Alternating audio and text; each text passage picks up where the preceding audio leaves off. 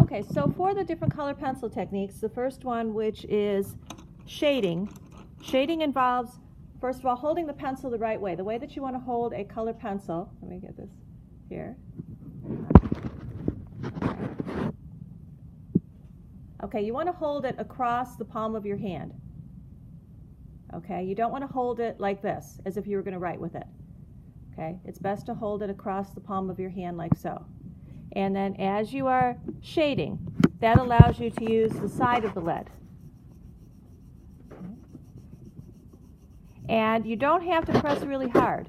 In fact, if you keep going over the area where you're shading, the color will become more intense and bold. Now you can also create with shading something that's called a gradation. A gradation is where the color gradually gets lighter. So in that case, you would decrease pressure on the pencil. Notice I'm using my index finger to hold the pencil steady, but still holding it across the palm of my hand. Okay. If I decrease the pressure on the pencil, then I can get what's called a gradation, and I can let the color gradually fade from black to a gray color and then go into white. So know that that's something that you can do. You can also make a gradation that goes from one color to another. So if I decide I want this to go from black to red, over here I can layer red on top of the black.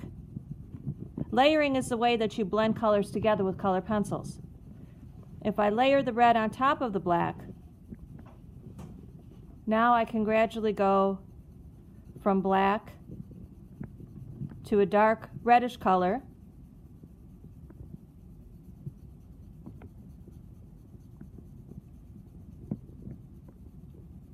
and then into red.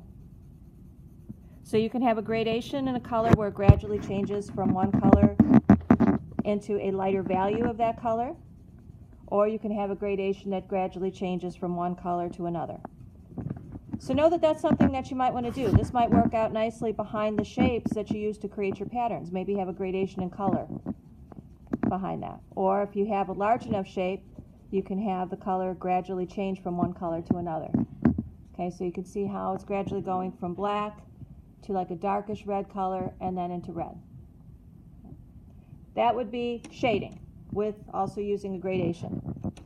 Stippling is the next technique. And stippling involves working with dots, tiny dots of color placed on the surface. Now again, you want to hold your pencil like so, across the palm of your hand, so that you can use your index finger to steady the pencil. And you want to go with marks like this. Now again, you don't want to hold the pencil this way like you're going to write with it. Because if you do that, the dots come out really small, and it also makes a lot of noise. Okay, this is a lot quieter. And in this case, the marks are going to probably come out looking like almost short little dashes, which is okay. And stippling is a way that you can also blend colors together. You can take other colors, like if I want to make this greenish color more of like a yellow green, I can stipple some yellow on top of it. If you want, maybe bring it a little closer so that they can see the marks. There we go.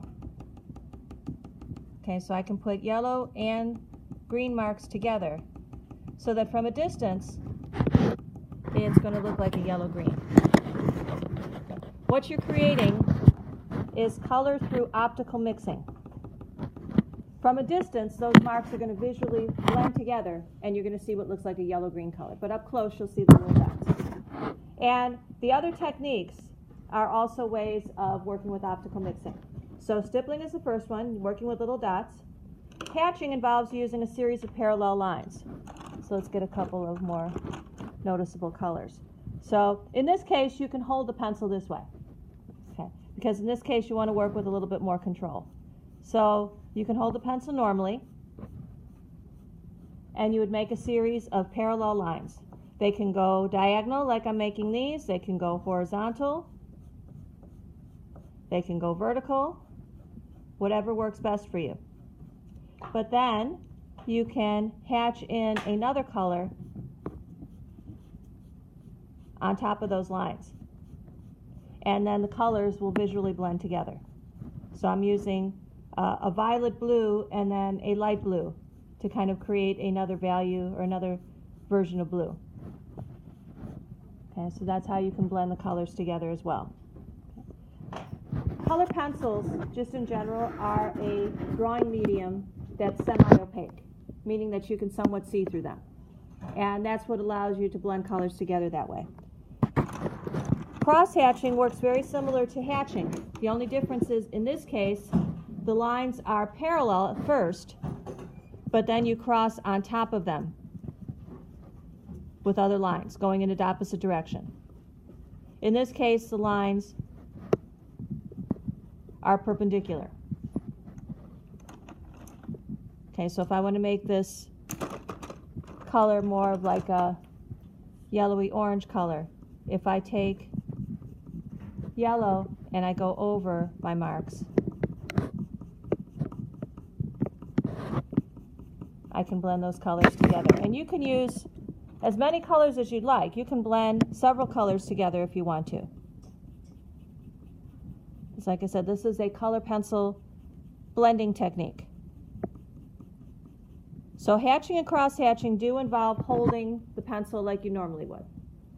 Stippling, you can hold it probably that way too, but again, maybe angle the pencil so that this way you're not doing that.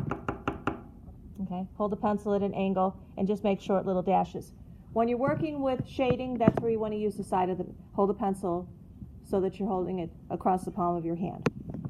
Scumbling is another technique, and scumbling involves using marks that are going in a circular direction. So in this case,